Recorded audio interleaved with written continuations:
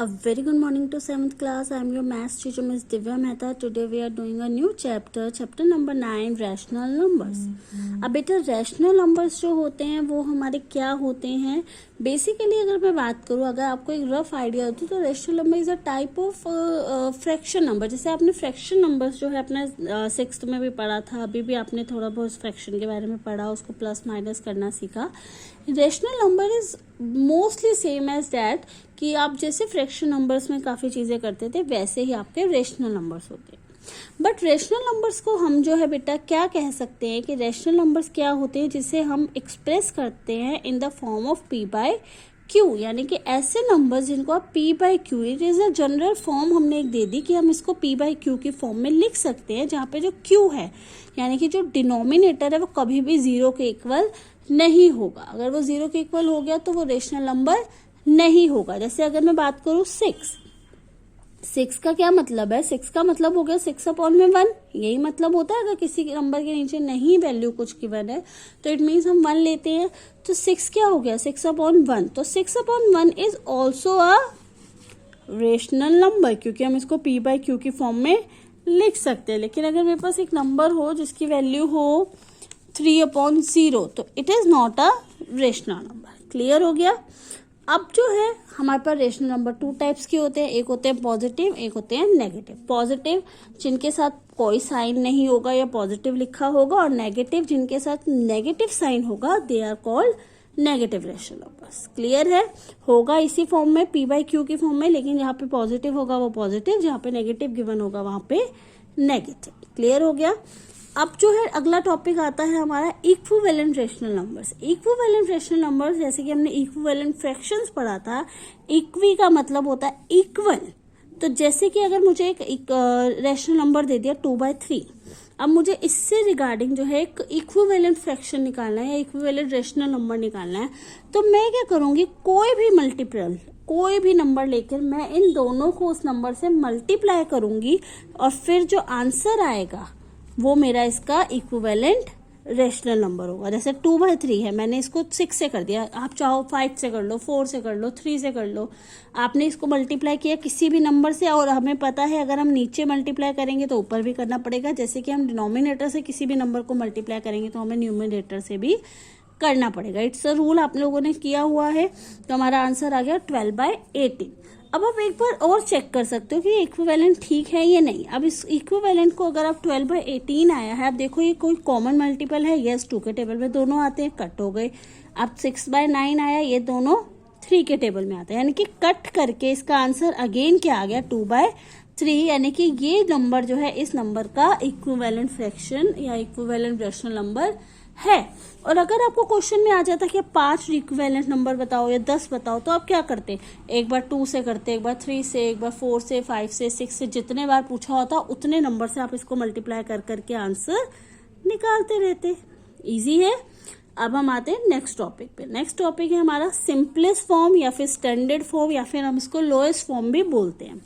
ये क्या होता है बेटा, जैसे आपको एक नंबर दे दिया 15/12, इसको आप कितना कट कर सकते हो, यानी कि ये कितने कॉमन मल्टीपल्स में आता है, इसको पूरा प्रॉपर आपको कट करना है जब तक इसके बीच में कोई कॉमन मल्टीपल ना बचे। जब तक कॉमन मल्टीपल नहीं बचेगा तब तक ये आपका सिंपलेस्ट फॉर्म में नहीं आएगा। जैसे कि हम एग्जांपल ले लिया 15/12, 15 और 12 दोनों 3 के टेबल में आता है, तो ये 5 पे और ये 4 पे चला गया, तो इसकी सिंपलेस्ट फॉर्म या स्टैंडर्ड फॉर्म होगी 5/4, क्योंकि अब ये कोई भी कॉमन मल्टीपल नहीं है। अब ये दोनों किसी कॉमन टेबल में नहीं आते।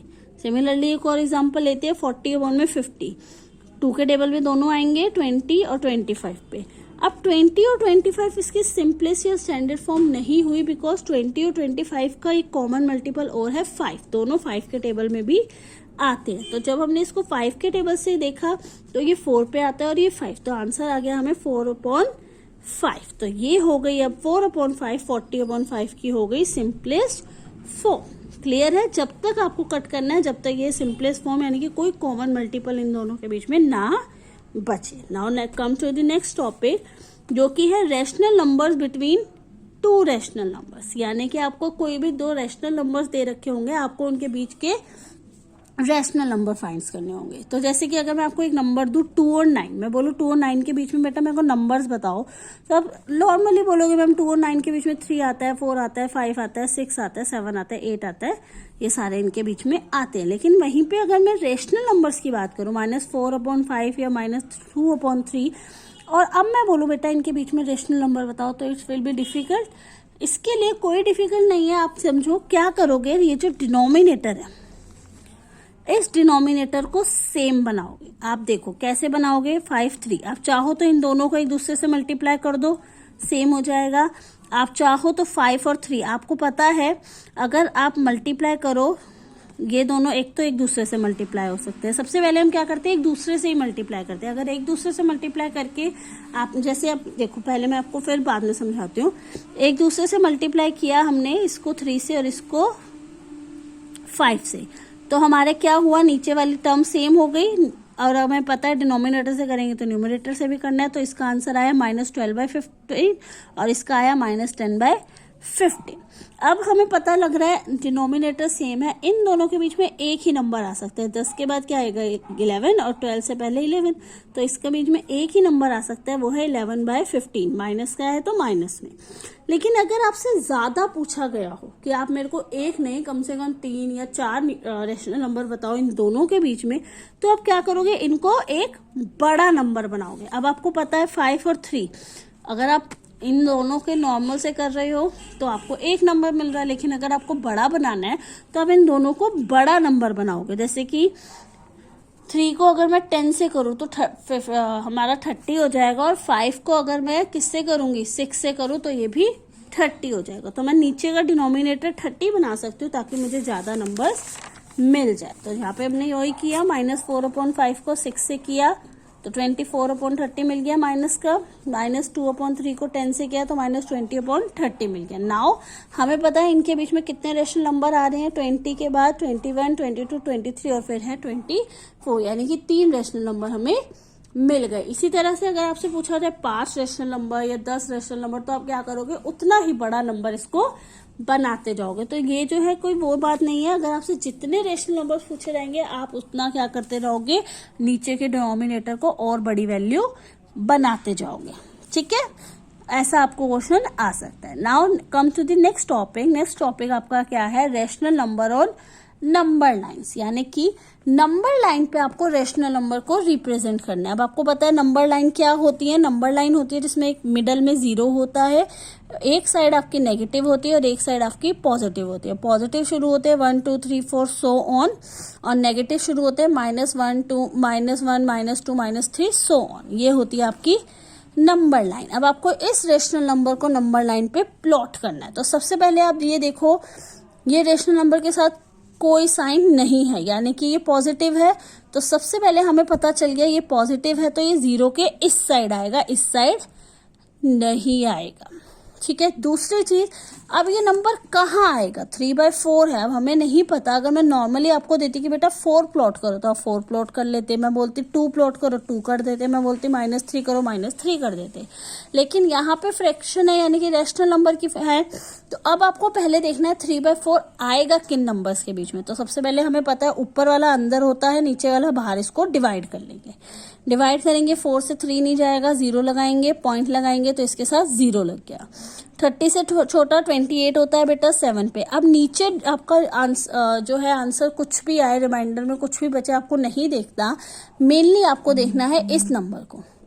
ठीक है, इस नंबर को आपने देखा 0.7 आया, यानी कि 0.7 यानी कि 0 और 1 के बीच में आएगा। अगर यहाँ पे 1.7 होता या 1.9 होता तो ये नंबर 1 और 2 के बीच में आता, लेकिन अभी ये 0.7 है तो नंबर आ रहा है 0 और 1 के बीच में। तो 0 और 1 यानी कि इन दोनों नंबर्स के बीच में होएगा। तो हमने जो क्या किया, 0 के इस साइड के नंबर्स की हमें ज्यादा जरूरत नहीं है, तो हमने एक ही नंबर शो किया, और 0 और 1 को थोड़ा सा डिस्टेंस लेके हमने शो कर दिया। अब आगे क्या करेंगे, अब आगे करने के लिए देखो डिनोमिनेटर देखो आपका क्या है 4, यानी कि इस लाइन को आप 4 इक्वल पार्ट्स में डिवाइड कर दोगे। 1 2 3 4 पार्ट्स में कर दिया। अगर यहाँ पे होता नीचे डिनोमिनेटर 8 होता तो 8 पार्ट्स में डिवाइड करते, 6 होता 6 पार्ट्स में डिवाइड करते। तो जितना डिनोमिनेटर होगा उसके हिसाब से आप इसको डिवाइड करते जाओगे। अब आप देखो नेम कैसे देंगे, हमारे पास 3/4 है, तो पहले 1/4, 2/4, 3/4 और ये जो लास्ट है हमारा 1, ये होगा 4/4 जो कट होके 1/1 यानी कि 1 आ जाएगा। ठीक है, अब हमें पता है 3/4 कहाँ है, ये रहा, तो ये हमने इस पे शो कर दिया। सिमिलरली आपको कोई भी नंबर आएगा, पहले आप देखोगे पॉजिटिव नेगेटिव, फिर आपको पता चल जाएगा वो पॉजिटिव साइड पे आएगा या नेगेटिव साइड पे, देन आप डिवाइड करके देखोगे किन दो नंबर्स के बीच में लाई करेगा, फिर आप डिनोमिनेटर देखोगे, डिनोमिनेटर जो होगा उतने पार्ट्स में आप उसको डिवाइड कर दोगे और देन उसको जो है नाम देके आप लोग पॉइंट जो है अपना शो कर दोगे। जैसे कि अगर यहाँ पे -3/4 होता तो क्या करते, प्रोसेस सेम रहता, बस वो नंबर इस साइड ना आके 0 के इस साइड आता और यहाँ पे हम -3/4 शो कर देते। तो आई होप आपको ये क्लियर हो गया होगा।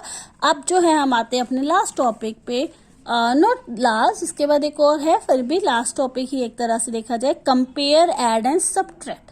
जैसे कि आपने फ्रैक्शन में कंपेयर, ऐड और सब्ट्रैक्शन सीखा हुआ है, सेम वही यहाँ पे यूज होगा। जैसे कि आपके पास 2 नंबर्स है, 2/3 और 5/2। इन दो नंबर्स को आपको कंपेयर करना है। कंपेयर करने के लिए देखो बेटा 2/3, 5/2 इनको कंपेयर करना मुश्किल है, क्योंकि इनके बीच में कुछ कॉमन आपको दिख नहीं रहा।